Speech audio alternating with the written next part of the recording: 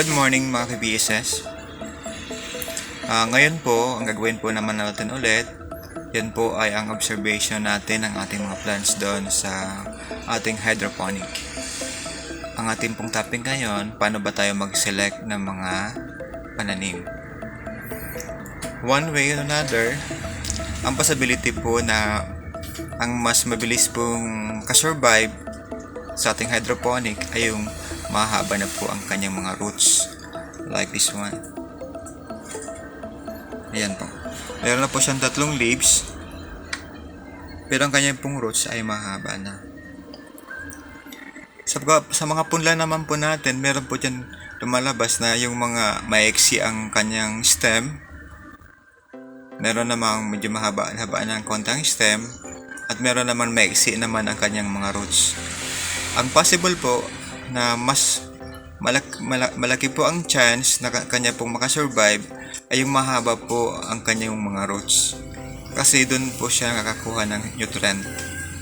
Dito naman po makita po natin sa aking illustration na ito pong portion ito, yan po yung PVC pipes, ito po yung plastic cups, ito po yung water level. Kaya po ganyan po ang itsura niya kapag nakalagay na po natin siya doon sa taas.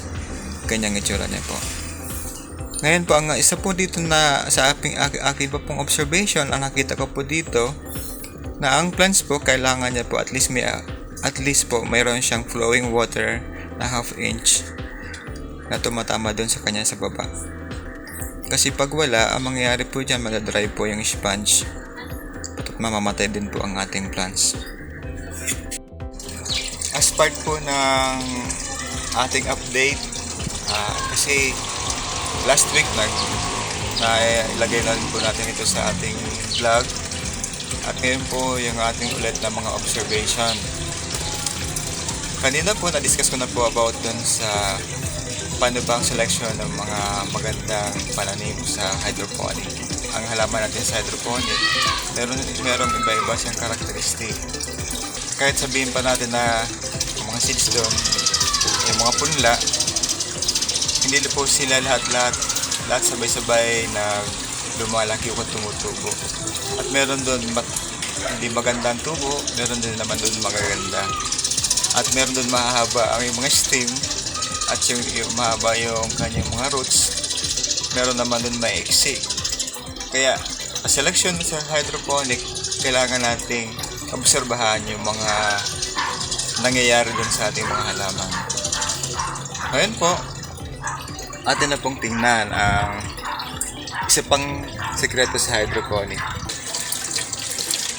Ngayon po, isa pong paraan para po makontrol natin yung flow ng tubig dito sa hydroponic ay lagyan natin siya ng sponge dito sa loob. Gaya po nito. Lagay po natin siya dyan sa ilalim kung saan yung may halaman ka pang nakalagay. Ganyan po. Ano po siya dyan, nakaharang.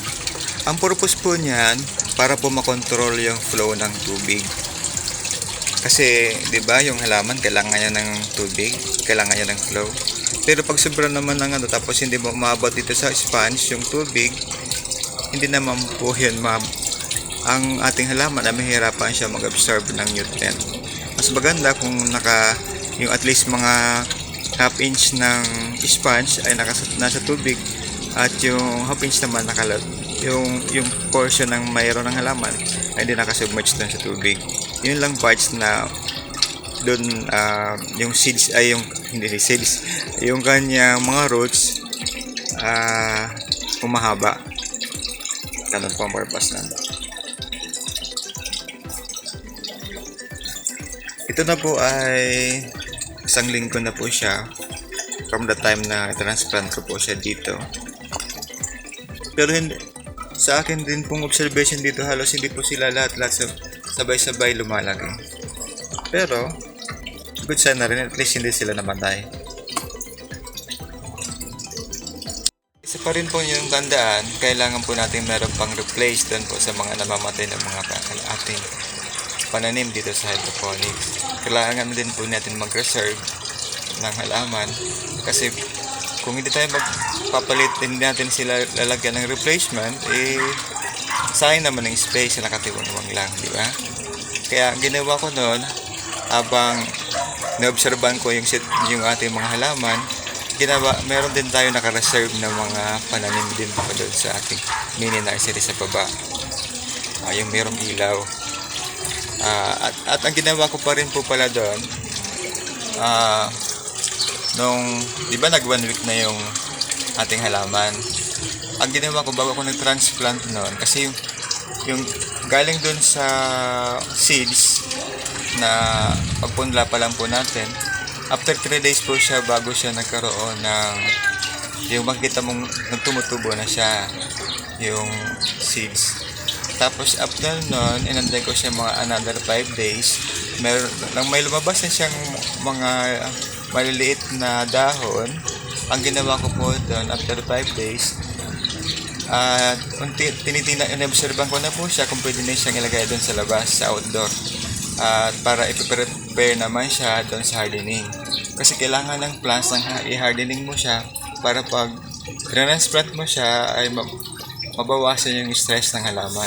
Kasi di ba pag hinalis mo doon sa dati yung tinam na lugar, ang plants ay nai-stress. Kaya din ang pag nilipat mo bigla sa isang ibang lugar, nai-stress. Kaya kailangan po natin yung i-control para yung halaman naman ay mag-isang happy, di ba?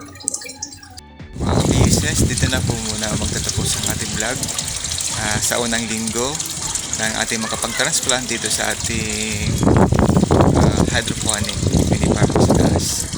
Diyan lang po muna tayo at abangan nyo ulit ang aking update next week para po naman makita nyo kung ano po mga development at ano pa po pong observation na ating nakikita at pwede nating maiwasan at kailangan rin naman natin i-share sa iba para naman kung sakaling meron mga unwanted na nangyayari doon sa ating mga halaman, pwede mabigyan kagad. Ang sunod naman po, bye-bye, see you again. At huwag niyo pong kaligtaan mag-subscribe sa aming channel, Buhay Sari Sari PSS TV.